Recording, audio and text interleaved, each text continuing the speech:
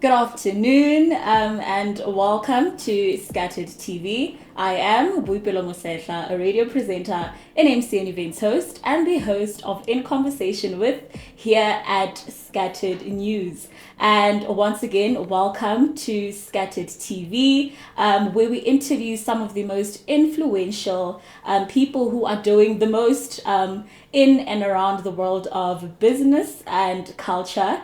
And today we are with none other than Kutloano Malahlela. Kutlwano, how are you? I'm good, how are you? I am doing amazing. It is so awesome, and it is an absolute pleasure to have you here. How are you doing today? Thanks for having me. I am good. I'm good. Okay. How are you? I am doing fantastic. I'm always doing fantastic. Listen, I'm here in the spirit of the Boka. Yes, We are okay. champions in this country. We are champions, 4 times. interviewing champions who are 4-time champions. Listen, it's just champions all around. I didn't even give you a handshake. Let me touch, let me see what it feels like to hold on to greatness, you know?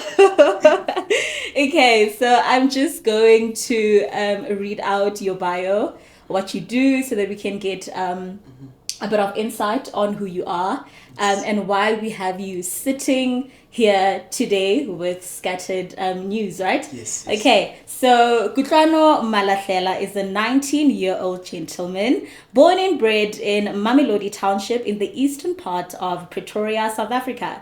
Currently studying BA in Community Development and Leadership at the University of Johannesburg. He is the founder and president of the Eye of Hope Community Development Organization, which he founded at age 14. He's a speaker, a social activist, and community development worker at heart.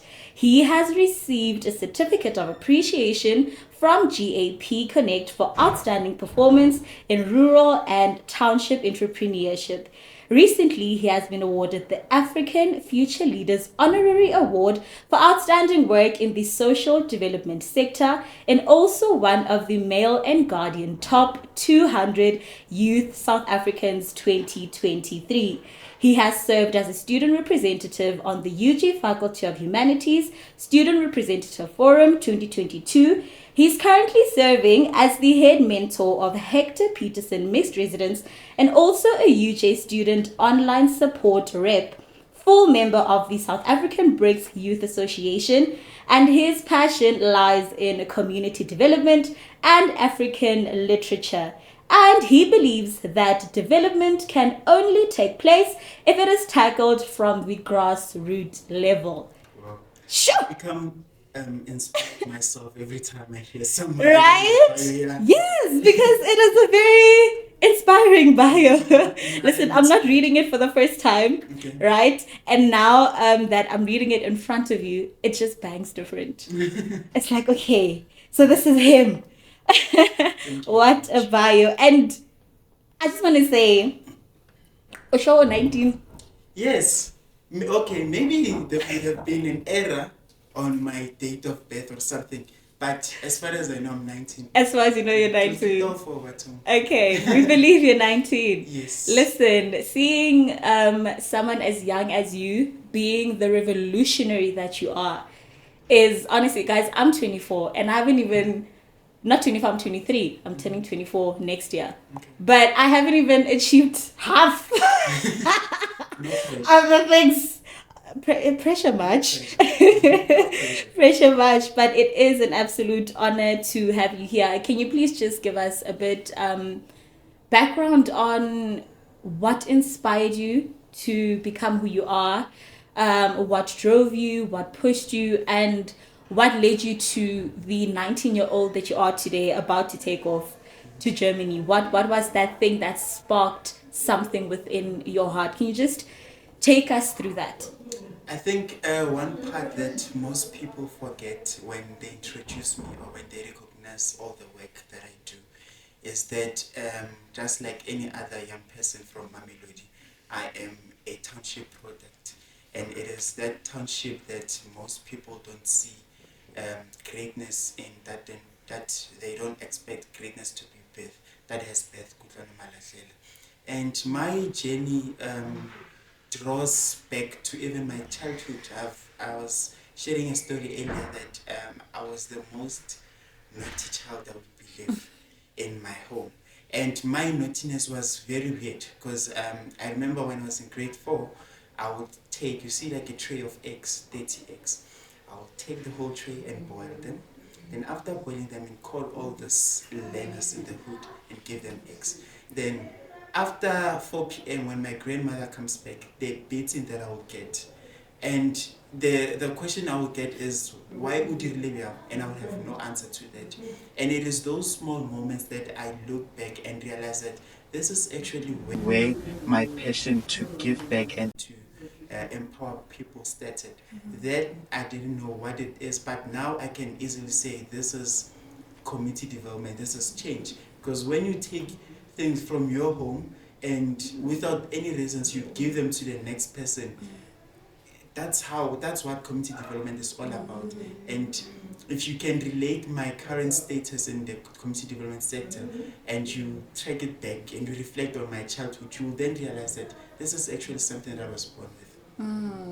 So you were born to be a giver. Yeah. To love people. Yeah. Go nna motho wa batho. And I'm from a family that embraces people.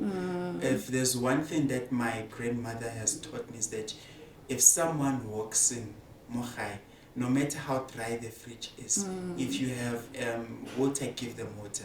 If you have tomatoes and you have maize meal, let's say papaka gravy, that's the kind of household that I'm from, that gives, even though we're not that rich or well off, but the little that we have, we share with those who are in our space.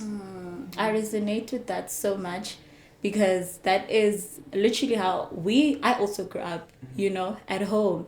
So, seeing other people who share and hold the same sentiments is also something that is so sentimental to me, So that is so beautiful. Can you please take us through the long-term goal of Eye of Hope, ne? But before you take us through that, please give us background. What is Eye of Hope? When did Eye of Hope started? I know that we touched on it in your bio, but I think it's different when you actually give us the story about it, the background of Eye of Hope, what inspired Eye of Hope, when you started Eye of Hope, and where you see Eye of Hope in the long-term foreseeable future. Can you just give us a bit on that? Well, the Eye of Hope, or what I usually refer to as the Teenage Dream, is an organization that I founded alongside with the founding members in 2018, and I was in grade 9. And this is an organization that I was inspired and I was shown by another person that I'm actually capable of leading an organization and starting a movement at a young age. I remember when I shared the idea with my then friend, I said, you know what, I want to, when I grow up, the vision was when I grow up, I want to start an organization that does 1, 2, 3. And that friend was like, why don't you do it now? Why wait? Yes, why wait? And that one sentence, that's what led to what I hope is today and what people celebrate this organization to be. And on the other side, the hope was inspired by the history and the livelihood of Mama Winnie Madikizela Mandela, which is one of the least celebrated struggle heroes. And if you can look at our date of birth as an organization and the date of birth of Mama Winnie and the year in which she passed on, they correlate. And we were inspired by her story, and in fact our first founding event was based on Mama Winnie Mandela's history, where we invited people to come share the lectures based on her life. And as we grew up into the sector, we have positioned ourselves to be a community development organization that uses indigenous knowledge systems and African literature to facilitate community development from the people's perspectives. So what we do for now, we have 4 programs. One which is hunger relief, menstrual hygiene, school support, and arts and culture. So in hunger relief, which is the mother body of our organization, we focus on alleviating poverty, by doing soup kitchens. We have a soup kitchen that functions every day in partnership with Mountains and Valley Foundation and Yes the Rest. And we also have a food parcel distribution where we identify families and we adopt them as our beneficiaries and we provide them with food on a regular basis. And on the menstrual hygiene, it's where we advocate for menstrual hygiene and free distribution of sanitary pads. And we have been doing so since the founding day, where we donate sanitary pads to schools, to clinics, to community organizations. And the vision in that program is to create a satellite program, or what we define as a Itumeleng satellite program, which is will be a system where sanitary pads are easily accessed the way that is like condoms can be accessed. So we're introducing a concept where you can have you see how those machines in public toilets where you wrap a sanitary a toilet paper. So introducing a concept like that where you can easily tap out the sanitary pad and use it. And we have seen it working in other countries internationally, and we are researching it on, we're still researching on how can we apply that in South Africa. And under school support, we are one organization that is a huge fan of education, and we believe that it is only through quality education that we can achieve adequate level of development. And through our school support program, we do career days, we adopt learners from underprivileged learners, and we underprivileged schools, I meant to say, and we provide them with stationery and uniform packs every year.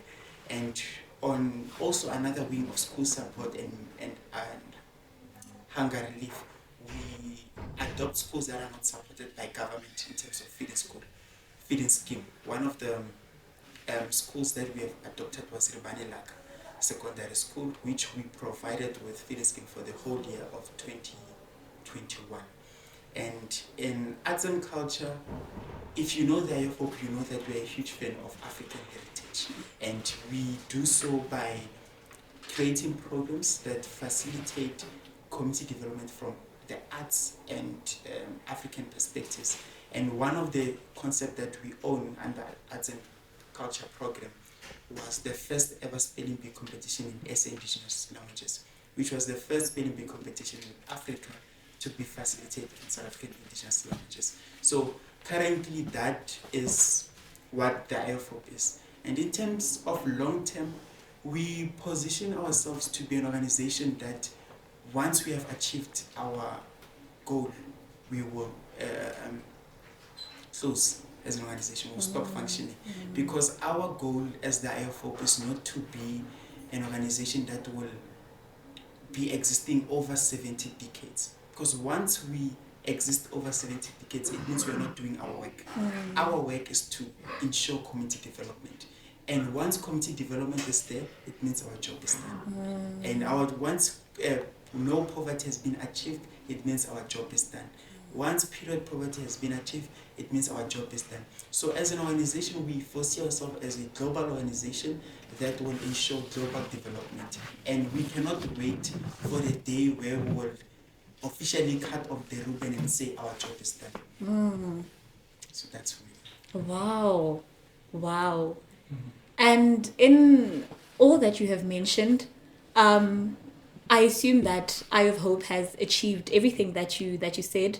Also considering the future endeavors that you guys have, of the period pad system and stuff. When do you think that system might be put in place? If you have to make an estimate or have to be hopeful on it, when do you think it will be active? The period system. So we ran a dry run last year. This is 23, right? 2022. We ran a dry run with few schools to see if we can achieve that satellite system. And through that dry run, what we figured out is that with our township schools, I don't know how to put this in the most kind way, but in township, if you put a box of sanitary pads in a bathroom. Within 2 hours, the whole school will be painted with the plastic wraps of Always or of whatever brand that we would be sponsoring. So that was one of our biggest challenge in terms of the satellites, introducing the satellites into schools, was that learners were actually vandalizing this project that we're doing. So we had to reconfigure the whole idea and engage with other stakeholders, which includes SGBs of the school. So how can we then achieve this? And one also run that we current wish to attempt is to having a teacher or a personnel appointed to run the menstrual hygiene program in a school. And in that way, a learner will be free to go to the teacher and ask for the packet of pad. But we would have wished to have that in a bathroom, because we know that how embarrassing it can be for someone to go and ask for that, and how easy it would have been to go and just go to the bathroom and access it. But I think I don't want to set a year where when the year comes, people will then come and say, but you said in 2022. But I think if we can put an estimation for ourselves, within 3 years we can be able to introduce the first phase of the program. And also, the reason why I'm saying phase is because it's divided into 3 phases, the menstrual hygiene. The first phase is in schools, the second phase is in government public spaces, which is your police stations, your clinics, your recreational parks and all that. And then the third phase is in corporate spaces, which are your malls, where the business hub takes place. But all that will be possible through collaboration with the government and the private sector. So have you already made efforts or means to collaborate with the government and public sector? Yes, we have quality stakeholder relations with both the government and the corporate sector organization. And I think if you can look at our annual reports, you will see how we always ensure to foster relations with the government. We have both, like for this financial year, we have the local government, which is Tshwane, part of most of our programs. We have the provincial department, the provincial government, which was the Gauteng Department of Sports, Arts and Culture, which champions our arts and culture program. We also, the previous financial year, we had the Gauteng, the Tshwane South District level of education, which is part of our education program. So we have quality stakeholder relations with both the government, the corporate sector, and I'll say even the non-profit sector. And most of our programs are actually supported by the corporate. Wow. And what would you say are some of the most pressing challenges that you experienced in founding the Eye of Hope and actually getting it to be a functioning, running organization? Like, what are the challenges that you think people also may think are not challenges, but then with you who's running it, you're just like, oh, but this really got me wondering, is this going to work? What are some of those challenges that you experienced? Age. My age has always been that question mark at the end of the proposal. Like I started the organization, I was 14. Our first sponsor, I was 15. And it took them to come and see the work that we do until they were convinced enough to say, okay, we will give you the resources, we'll give you the funds to do the project. And as young as I was, and I am still, I've sat in committees and forums where I'm always the youngest. I've never been in a room that I'm always, there will be another young Kutlwano. There's always 50s, 60s, 40s, 30s, 20s, then there's me, who's the team. So even in some instances where I would be appointed to maybe chair or lead a committee, it will be difficult for someone who is as old as my mom to be led by a teenager. And those who are familiar with governance structures, there comes a time where you need to reprimand someone and you need to remind someone that they're at work and you are steering the wheel. And imagine you a 14-year telling you that you're gonna get the winning. How would you receive that? So Yeah. my age has always been a challenge, but it has also become a blessing to me and to my career. I think once, I think it was, I'm not sure if you're allowed to mention names of some of the organizations that support us. Well, I mean, I'd like to assume you can. If not, I will You can blur filter out. yeah. Yeah. One, or the first corporate funding we received was from Jacaranda FM. And once, when they came to our space and they said, we want to listen to the story, we want to know who's Kutlwano, we want to champion Kutlwano's work, everyone else came. And they all wanted to support the IFO. And this goes to what I like saying, that it takes one person to believe in you and for you to be the greatest. It takes just a simple sentence that, why don't you do it now? That my other friend said when I was founding the organization. It took the station manager of Jacaranda FM to say, actually, you know what, we will give you this funds to run this program. So I think age, and at the secondary level, finances. One thing that people don't know is that running an organization is expensive. As much as we are not about making money, but we are running like businesses. Because an organization is a brand. You have the administrative part where you have managers, you have your PR, you have marketing costs, you have your accounting costs. And on that only, they form part of a huge threshold of the expenses of the organization. So having to get a sponsor that will say, okay, I will do this for you for free, I will give you this much for you for free, it's difficult. It's a career on its own. I think we need to introduce a qualification on sponsorship and something. Because running an organization, it's finances. And with the vision that we have as the IFO,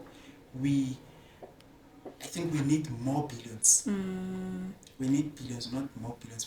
When I say more billions, people think you already have them. We need billions. We're manifesting those billions. They're coming. Billions. Yeah. So those are the two challenges that I've encountered in my leadership. Your age and finances. And I think one thing about a challenge is when you sit having overcome parts or the challenge in itself, you take so much pride in it. Yes. Because you sitting here, yes, age has been a challenge, but you are here. Yeah. You are about to go to Germany. Yes, finances have been a challenge, but you are here. Yeah. So it's a thing of, yes, I went through it. It was a problem, but it became part of the stepping stone and, the journey to the becoming, and that is absolutely wonderful. So, with the upcoming elections, is there a particular role that Eye of Hope community development is assuming within the local areas in the elections that will be taking place soon? Well, I think at first we are not a political organization, and as the IFO, we don't envision ourselves to be into politics of the world. So there's absolutely no role that we want to assume either at the local, ward level, provincial level, in terms of running for government or what. We don't envision ourselves as an organization that will be part of the global politics. We envision ourselves as part of the global development, but in terms of the political side of it, that's not a brand that we wish to have. Although we welcome support from political organizations, and even when we get into meetings with political organizations, we make it clear to them that you supporting us doesn't mean that we are politically aligned, and it doesn't mean this now our organization becomes your PR strategy. We are for the people, and we are as honest as we are to ourselves. Okay, that makes so much sense. Yeah. That makes so much sense. And I feel like it makes sense because when you are a leader of of something, you know what you want to align yourself with Yes. and what you don't want to align yourself Yes. with, you know? And if you've got valid and solid reasons behind it, listen, I stand. I support. So I'm not even going to ask, why do you not want to collaborate with, you know, anything that has to do with politics? Because I feel like in the back of my mind, I already have an idea. Unless you don't mind touching on it. Well, I don't mind touching on it. And I don't want people to get this wrong when I say we are a brand that doesn't want to align itself with politics. We don't mean anything bad about politics. Actually, me, myself, as a leader on a personal basis, I believe that people should be part of the politics. And I think it's through politics and being part of politics that we are able to champion the change and ensure that our voice is heard in political discussions. But remember, once you venture into politics or you become a political brand, you're now in a battle of fighting for votes or fighting for people's interest and all that. We want people to love us for the work we do, for the work we are going to do, and for the work we have done. We don't want people to, we don't want to go on street and convince people to love the IFOP. We want people to read about the IFOP, to hear about the IFOP, and be convinced that this is actually a great organization, and I would like to volunteer, or I would like to donate. We don't have to go around and campaign and give people freebies in order to love us. So that is one reason that we are avoiding politics by all means. You want the love to come from the heart, Yes. not because there's an incentive to it. Yes. Okay, that makes sense. So, having participated in local township entrepreneurship programs, what would you say are some of the misconceptions about the township economy? The first thing is that people, when they hear the term township economy, the first thing that comes to their mind is cheap. So we don't envision anything that comes from the township economy as class, as luxurious, as expensive or anything. As bougie. Yes. If I'm a local brand and all that, and I'm rendering my service or I'm selling my products, already people are expecting that my prices should not surpass a certain level because they are at the township level. And a township economy has nothing to do with cheap. It has to do, in my opinion, township economy, it has to do with all the brands being founded at a township level and contributing to the economy of a township. So, and for instance, to show you that township economy is not cheap and it is as luxurious as, I don't know, the opposite of township economy, is it city economy? Arisi, we can use that one. City economy. Yeah. You look at brands such as Batu and Trip. They are products of township economy, but they have positioned themselves to be luxurious brands. Yes. And they continue to prove that you don't have to be cheap to be loved by people. You have to meet their standards, meet their demands, and set your own standard. So I am all against this ideology that if I'm a local brand, I must be cheap, I must have, what do they call this? Loans. You must be able to take on credit my products. No. If I'm a brand, I'm a registered company, take me as serious as you take the elite companies of this world. I'm just upcoming. If anything, take me even more seriously. Because I'm your brand. Yes. I'm an example to you, and I'm a proof to you that it is possible to own a brand. And that's one thing about the companies such as Drip and Batu and all these beautiful South African brands. We are not even supposed to categorize them to say these are township brands. They are not. They are global brands that we should be championing behind. We should wear them with pride. We should promote them with pride to say this is a company that will come back to Alexander to Yeah. Tembisa to Mamelodi to build a school or to open a franchise and hire my uncle, my mom, my brother as a cashier or employee or whatever position that they might have available. So we need to reconfigure the mindset behind township economy and change this whole mindset of township economy is cheap, township economy deserves to be on a skoloto basis. And we need to then position, but also I think it goes with the attitude of our brands us as brand holders. How are we positioning ourselves? Yes, we are a local brand, you want to be esteemed, but are you positioning yourself to be at that esteemed standard? If you are selling t-shirts, are you just printing, or there's creativity that goes behind that t-shirt thing? And it is sometimes it also us as local brands that makes people to not take our economy as township economy serious.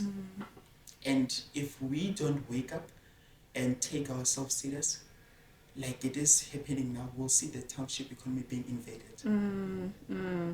It's in the mindset of both the brand and the mindset of the people who are supporting the brand or the target market Consumer, of the brand, yes. the consumer, yes. Because at the end of the day, you can be a township brand, but if me as the consumer am never going to see you as anything more than that, then what are the chances of you succeeding in what you're doing? You need a community, to build in whatever it is that you're pursuing or whatever it is that you're trying to do. Because I can assume even brands like Bobatu, they had consumers or people who believed in them, who believed in the dream, who believed that they could do it, and who actually supported them and took them seriously to get them to where they are now.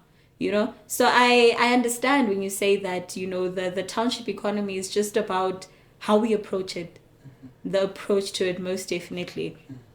So do you feel like there are any opportunities in the township with regards to entrepreneurship, and in the entrepreneurship landscape that you feel haven't entirely been tapped into, or haven't entirely been utilized to its fullest capacity?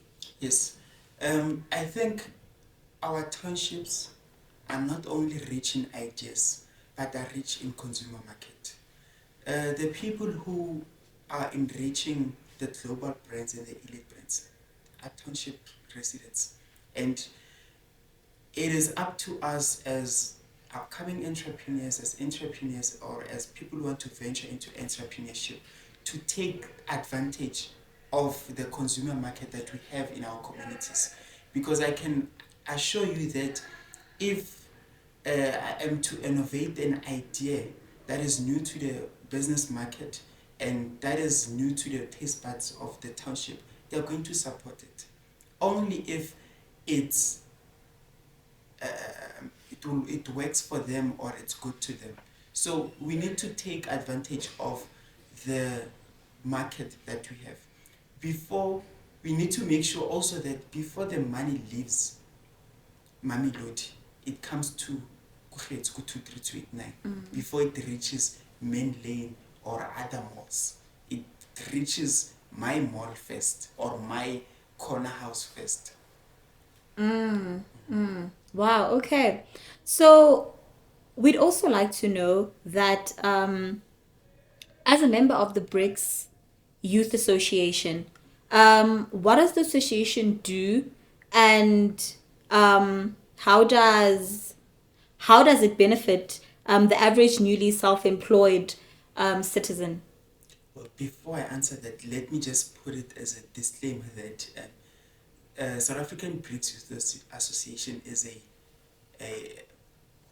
multilateral organization, and it has its own communications department. And with this opinion, I by no means trying to be a spokesperson of the association. I have no authority bestowed upon me to speak on behalf of the association. But as a member and as a proud member of the association, SABJA is a network of young people across the BRICS members countries that want to foster change into international relations and into global development. And this association has positioned itself to be a network of change makers that can either contribute to policy development or global development at scale. And how does youth get to benefit from this? When you are a member of South African BRICS Youth Association, you are kind of, you become, I don't want to use the word elite, but you become the elite youth, because you get to make sure that your voice is heard in policy formulation. And now we have seen a new developments with BRICS, that there will be a BRICS youth that is being formulated. And with SABIA being the first association of young people who are interested in BRICS, it shows that BRICS youth will draw inspiration from SABIA. And there's a lot of opportunities that one gets exposed to as part of the association. We have summer schools that takes place where members of where delegates from countries meet, and they become part of academic discussions, debates, and policy discussion. We had one recently here at the University of Johannesburg. There's seminars and lectures where on a rotational basis a country hosts and speakers go and speak, and you become in a room full of corporates, government officials, and all that, which can be beneficial to your own network. So South African BRICS Youth Association is not only about making sure that the youth voice is heard in the global policy, but it's also about exposing young people to network, especially the international network. What does SABIA stand for? South African BRICS Youth Association. Oh. Yes. Oh, that's what it It's not stands BRICS Youth for. Association. Yeah. I'm not sure of the developments now in terms of the name, because I've learned that BRICS Youth is coming into place, and NYDA is championing that. So I don't know what's going to be happening, because I'm on an ordinary level of members. So I'm not sure of any plannings on if is it going to be stopped, and are people going to migrate from SABIA to BRICS Youth, or is it going to continue to take place? But it's one or like the same thing, just that BRICS Youth will be a wing of BRICS. So for you, on a personal basis, how do you think that being a part of SABIA has grown you and helped you, as an individual and as someone who is trying to do all of these great things, also beyond the connections, because you said that it's essential because of the people you meet and the connections that you make. Is there anything else about it that has really stood out for you as an individual? One, it's knowledge. The knowledge that you are exposed to as part of the association, it's of an amazing level, because you get to learn more about international relations. You can learn more about the global politics, the global development. How is the world addressing issues such as climate change? How is the world welcoming 4IR and AI technologies? And such knowledge to me is beneficial as someone who's leading an organization. I am able to, with the knowledge that I have gained, come back to my organization and integrate it and see how can we improve the organization. And also, on its own, the title on its own, it carries much weight, because I would say SABIA has its own criteria of the caliber of members that it admits. And for you to be admitted into the association tells the world about the quality, your profile, and it speaks more for you. So how do you become a part of SABIA? Like, what is the criteria? You get to apply. So there's an application process on their website. You apply and you attach things such as your curriculum vitae, your profile, and the administration department that deals with membership gets to view application, and I think they give you also your membership conditions. So I was admitted as a full member of the South African BRICS Association, and I think with others maybe there's levels of membership that they be granted, and now the association is also moving towards to creating other levels of membership, where you will have your premium membership and you have other membership, and other levels of membership, and of course there's the bosses, the executive level of the association. So your membership is granted based on merit. It's not a you are votelwang. We don't vote for you to be a member of SAP. You based on merit, you get admitted. Oh, so that's how it works. Yes. Oh, lovely. So no one voted for me. Ah, I qualified to listen, be yes, there. you I worked. worked You hard to be worked to there. be there. Yes. Yes, own it. It is yours. That's lovely. So then, how do you see yourself growing as a part of Sabia, and how do you see it also like elevating you in the long run? Like, where do you see yourself as part of it over the coming few years? As part of it, I would love to, and I'm working towards to becoming part of the executive level of the association.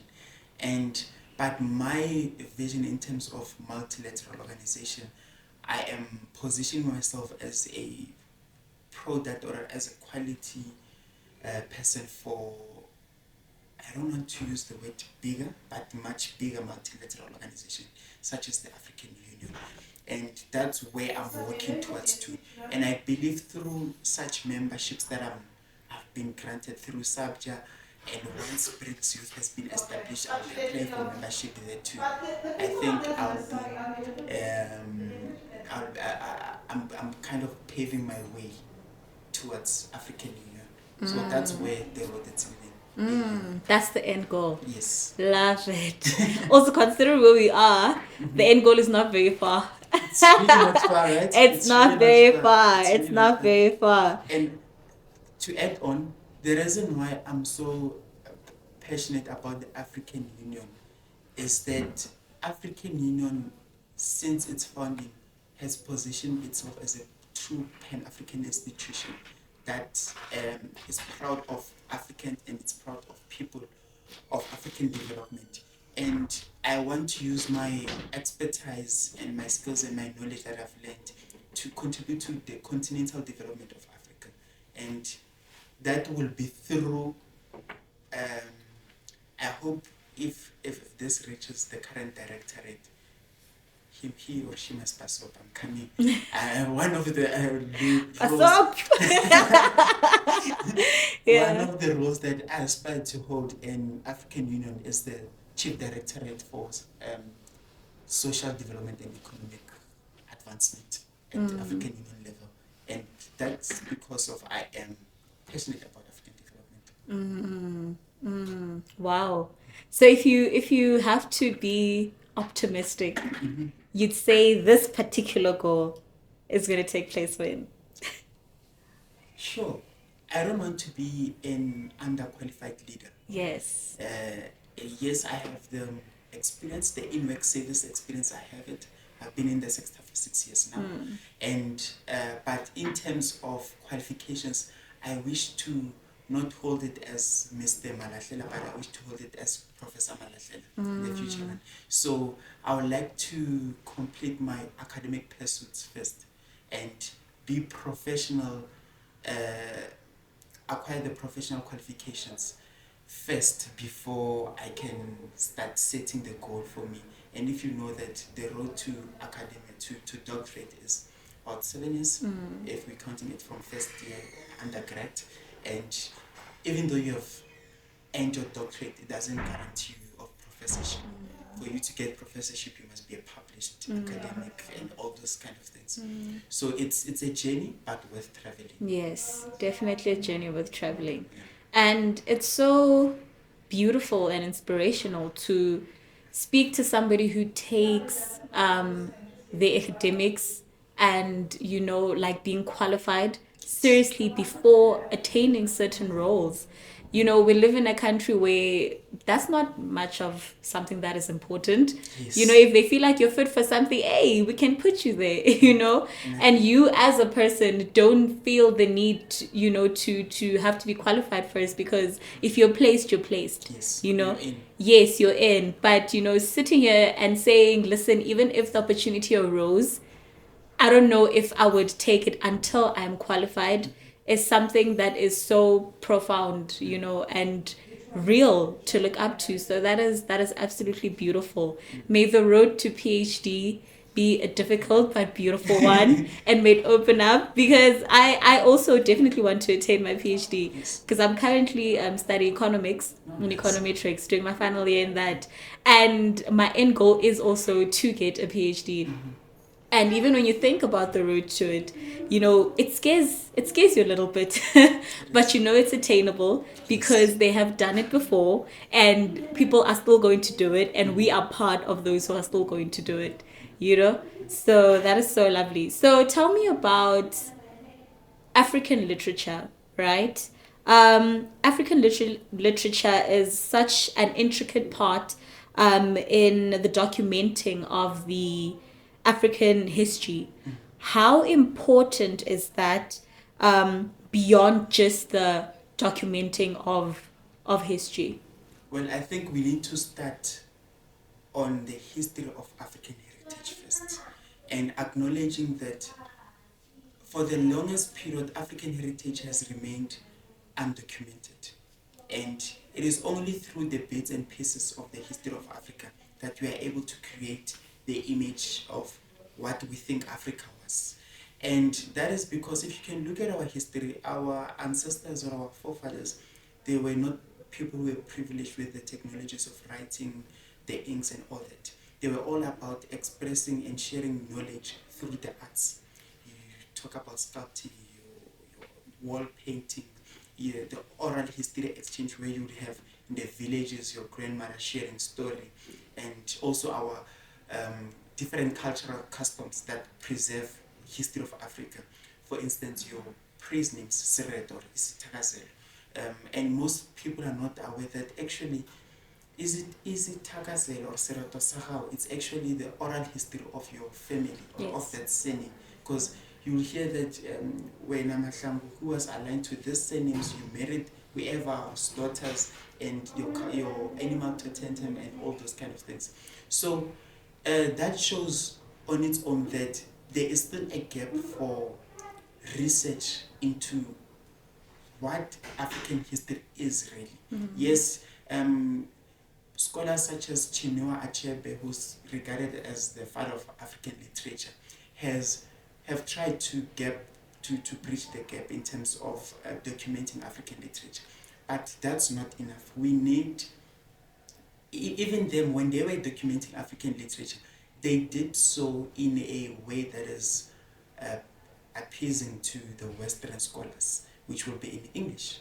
We need to read an article about Bapedi people in Sepedi. We need to read an article about Swahili people in Swahili. And that will be the most authentic history. Because once you want to translate a history Yamazulu into English, there are some words that you're going to miss because they're not translatable. So you're going to try making synonyms and all those things, which will lose the authenticity of the history. So we need to start documenting African literature in our indigenous knowledges. And even in indigenous languages, we need to research more about the origins of these indigenous languages. Where do they originate? Why do we have so many languages in Africa? Nigeria only have over 1,200 languages in Nigeria. So we need to have that element of curiosity. Why do we have so many languages? What led to this? And by exploring that curiosity level, we are also going to be exploring the history of literature, of linguistics, and of cultural heritage of Africa. Wow. So essentially, what you're saying is that part of literature and going far beyond the history of it is in researching and understanding. Because it's not just about the history of it. There's a lot more to it than just that. And also, researching it now in the world that we live in becomes more difficult because you have the AI emerging, and people have the perception that the jobs of most research scholars are doomed. And my argument is always that in humanities, the most authentic and quality research is the research that takes place on the ground through engagement, oral engagement with people, engaging people in their slang, in their native languages to say, so Wena, what do you know about the King Banban? Then they give you their view. That's where you get authentic history.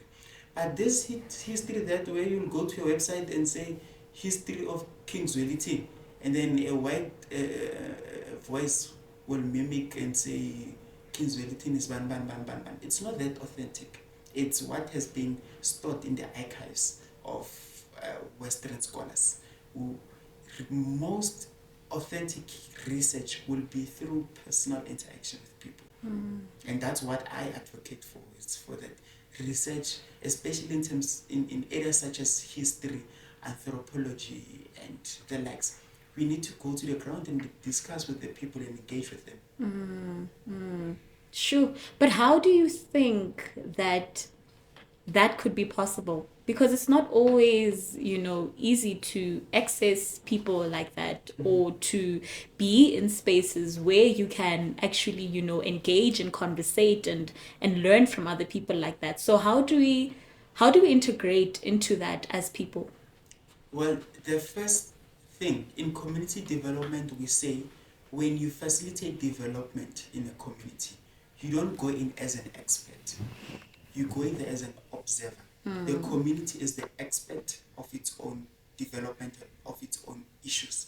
The community knows who they are, who they want to become, and who they can become. So now the problem starts with the attitude of most scholars who go to these communities and villages with the perception that I am Professor Banbane and I know. And whereas they actually don't know, because it is through that grandmother who didn't even attain grade 1 that knows the real history of Bakatla or Bakwening or Baroling. So we need to change our attitude in research on how we approach research. We need to go there as learners. We need to come into communities to learn about the community, not as an expert. Once you treat, I meant to say, communities as experts, you open a room for yourself to learn more about it, because you will be there observing and taking notes and be like, oh, I didn't know that. But if you go there and say, hi guys, my name is Dr. Banbani and I'm from the University of Polokwane and I'm here to develop you, people are not going to listen to you, and they will be reluctant to be developed by you, because they know themselves that they know what you want. So when as an external person, how do you come and think that you can develop them if they were in that squatter camp for more than 10 years? So you come with a teachable spirit. Yes. And actually on our pledge as the Eye of Hope, it says, and a sentence on our pledge, it says, I will live, work, build with the community that we serve. So we do not only emphasize that we should bring expertise into community development, we emphasize that we should live with the community, we should learn from the community, and we should build with them. It's a collaborative approach. And the slogan, the box, it is stronger together. Yes. So collaborative approach, Yes, definitely, yes. because We we are are definitely stronger stronger together. Yeah. Yes. So Kutlwano, please tell us about your trip to Germany. Who told you about the trip? That one. It's not important. Jorge, I heard about it. Who told me about it? Listen, what is important is that, sir, you are about to take off to Germany. So please just tell us about your trip to Germany. What are you going to do there? What is it about? How are you feeling about it? Just give us, background on that. So I've been blessed to be selected as one student who will be representing the University of Johannesburg, South Africa, in the SADC region in the Transdisciplinary International Intercultural Program, which is hosted by the Protestant University of Applied Science, Ludwigsburg in Germany. So that program is kind of an exchange program between South Africa, the Philippines, Belgium, Uganda, and other countries, where students from across disciplines and across countries come for a period of 3 months to learn about social work and global development. So a part of the majority of part that I will be doing during this day at Germany will be learning more about international social work and development, community development from the German perspective and from the global perspective. So yeah, and also I want to highlight that this partnership project that the University of Johannesburg is part of, I'll actually be one of the few students, if not the first students, from the course of BA Community Development that will be part of this discussion, is part of this project. For the longest time, it has been won by BA Social Work students. And just like any scholarship, you get to apply, you write motivational letters, you get interviewed, and you get selected. So usually that will be awarded to social work students, and I'll be actually one of the few, if not the first, community development student to be part of this exchange. Wow, look at that. Look at that. Yes. That's lovely. So speaking on your BA in community development, how has your studies and what you've learned in coursework influenced what you do? So actually, I've been initially I wanted to do social work, and then I got admitted to social work at another university there by the West Cape, and I had to opt for BA Community Development, which is kind of secondary option to social work, and I actually don't regret doing BA Community Development because I am learning more about the professional side of community development sector, or learning more about the theoretical side. Yes, I went into the course with the practical side. I think I've already done my practicals. I'm not sure if they're going to enroll me for practicals, but Yeah. I came into the sector with, I came into the course with practical side, and I lacked theoretical understanding of the sector. And now it's my second year. I think I've gained a great proportion of knowledge, which has elevated the IFO to greater heights. And it's because of the theories and me integrating the theories into practice and exploring possible ways on how we can contribute to global development. Lovely. So as a UJ student, what do you think is missing in the development of our students here at UJ?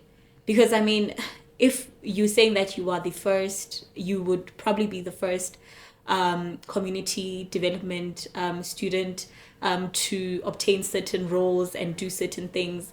Many students, we are thousands here at the institution, and I think many of us want to get to where you are, or at least get to half of where you are.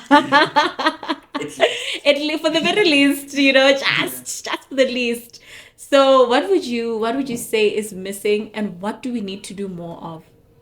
I think before we highlight what's missing, it is important that we understand that majority of the students from the higher education, University of Johannesburg or any other university, are from the marginalized part of the economy. And these are the students who had to first battle to write their matric under well-sanitized schools, well-functioning schools with well resources. They had to battle for that. They had to battle for textbooks in high schools.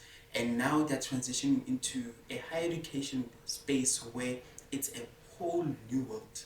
And also in basic education, we have private and public schools. Ne?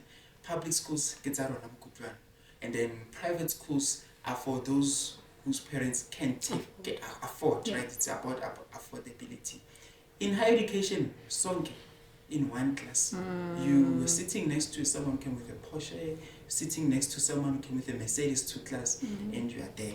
So now there's a huge gap of self-confidence that these students are still building. And also our communities are places that were not at first, were never first to be meant to be places that give birth to stars or to creators. The history of Bantustans and townships, they were always meant to oppress and marginalize people.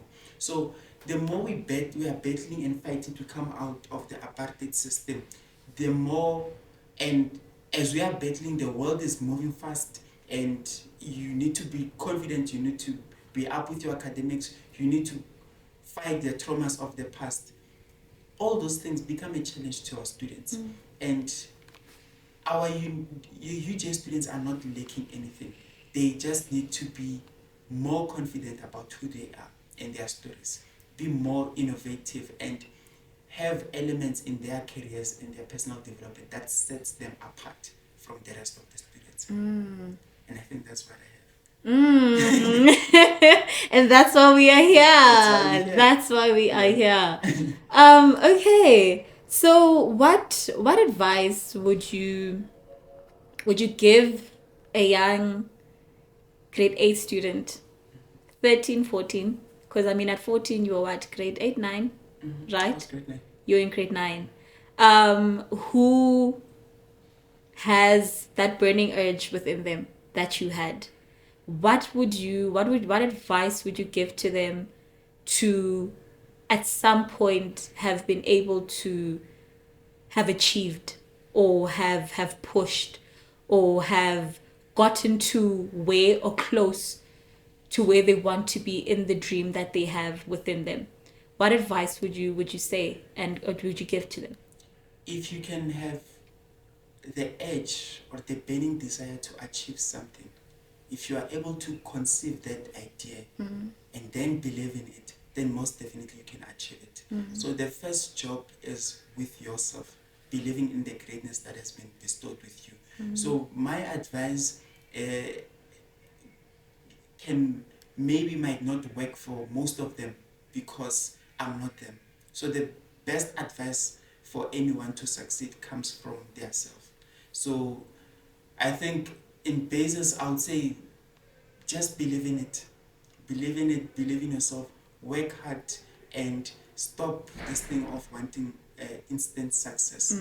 Just like noodles, instant success doesn't last. Yes. Doesn't last. Yes, that's true. That's true. There's no such thing as an overnight success. No, there isn't. Yes. But also, with overnight success, look at how the world is moving now. You woke up today, you have Letabo, who has 20 albums, ne? And has published their songs. Then we have DJ Majoro with a single, then the single booms. People love it, wins award over a night project. But that's what makes our young people to be pressurized to be successful overnight. Because they think that, no man, I can't be fighting 10 years to be a member of a certain organization. Whereas I can just hook up with someone and then be that person. So we get to understand a reason why most of them want the instant success. It makes sense why they'd want instant success, but it comes down to what we said, that the longevity of it. Yes. How long does instant success last for? Because I really believe that when you have worked, you also work to keep. Yes. But if you haven't worked, it's not the same when you are making the efforts to keep it, because it happened so quickly. Yes. You know? It's 2 minutes thing. Yes, So, yes. like it goes back to noodles. Goes back to the 2-minute noodles. Cannot last the whole day with noodles. Yes, So, yes. Instant success, easy come, easy go.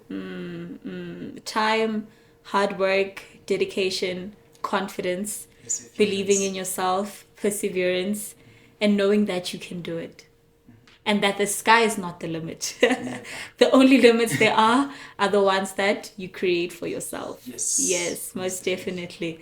We're actually nearing to the end of our interview. We are very close to the end. Time flies when you're having fun. Hey, it does. But before we end off, I've just got just a few more questions. I want you to tell us about the experience of you being part of the Mail and Guardian Top 200 2023. Please just give us a quick rundown of how you made it there, what the experience was, how it's making you feel, and just everything surrounding that. Well, let me start by highlighting that Mail and Guardian has always been an award that I've wanted, né? But I've never imagined that it can happen now. I've always said in my professional development plan, my thoughts on Mail and Guardian was, okay, when I'm 21, 22, I'll get Mail and Guardian. But when I received the email that I'm nominated for Mail and Guardian, then it required certain information and I submitted the information. Then after that, you're selected and then you're invited to the award ceremony. It showed me that we plan, but God decides on how far we can go. Yes. So, no matter how I can say, I want to achieve 123 at the age of 30, God decides if it's going to be earlier or later than 30. So my experience as Mail and Guardian, I would say Mail and Guardian is a prestigious list. Over the years, it has produced great global icons. I mean, like part of the alumni, we have Trevor Noah as part of the alumni. You have Julius Malema, you have Zulaika Patel, you have many other these great young people that were part of the Mail and Guardian. You have Tusom Bedu, part of the Mail and Guardian. And for me to be honored and be part of that list, be the youngest in the civil society category, and be the youngest in the entire 200 list, it shows how, I don't know how great I am and how great I am to become. So it is still a wonderful experience. I think the title will expire sometime next day, June, which will be a 1-year anniversary of since holding the award. And since I have received the award, it has also opened many doors for me, but it speaks for myself more than I do. Wow. We are so proud of you here at Scattered News. Also, being the youngest of the 200 is incredible. Absolutely incredible. That is so lovely. So there's something there. It's been burning throughout the interview. The joke is nothing hectic. No, it's nothing hectic.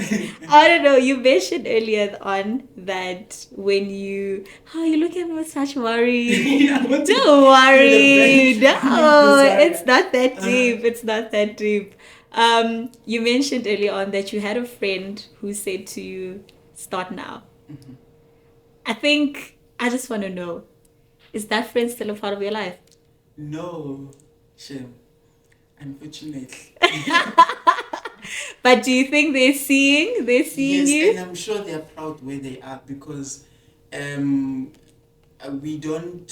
are not fighting. It's not like then just that we grew older of each other. And as you grow, there are certain people who are fine to remain behind. Yeah. And you grow to learn and meet other people. Yeah. But as you grow, and you become great, you appreciate of the people who you met first. Yes. So she is one of the people who I repeatedly mention in my interviews that I'm actually blessed to have met her. Because even if it wasn't for her to push me to that boundary, I wouldn't have started the Eye of Hope. And if the Eye of Hope wasn't started, I wouldn't have been Kutloano Malahela today. Yes. Mogele ra leboga. Wait again, if you watch this interview, yes, thank you, because here he is. You did what you needed to do at the time you needed to do it. So we appreciate it. We really do. So do you have any other upcoming work or any other upcoming projects that we can look forward to and hope to be seeing soon from Kutloano Malahela? Yes, most definitely. I am venturing into academia, and I'll be soon starting with my second article that I'll be writing. I mustn't mention, with academics, they will say you didn't ask for permission.